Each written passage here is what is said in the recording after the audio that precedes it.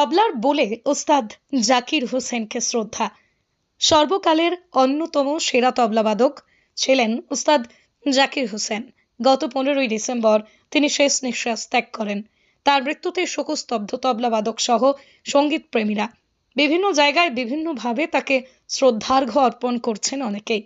সোমবার সন্ধ্যায় ধূপগুড়ি তরুণ নাট্য সংস্থার ঘরে একটা ছোট্ট অনুষ্ঠানের মধ্য দিয়ে শিল্পীকে শ্রদ্ধা জানানো হয়। তার জীবনের নানা কথা, তার সৃষ্টির কথা উঠে আসে শিল্পীদের স্মৃতিচারণায়। এদিন তরুণ নাট্য সংস্থার তবলাবাদক বিপ্লব গোপ তবলার বোল উঠিয়ে শিল্পীকে শ্রদ্ধা জানান। জাকির হোসেনের প্রতিকৃতিতে পুষ্পার্ঘ্য অর্পণ করা হয়। স্মরণ সভায় ধূপগুড়ির তবলাবাদক সঙ্গীত শিল্পীদের সাথে উপস্থিত ছিলেন ধূপগুড়ির নাগরিক মঞ্চ।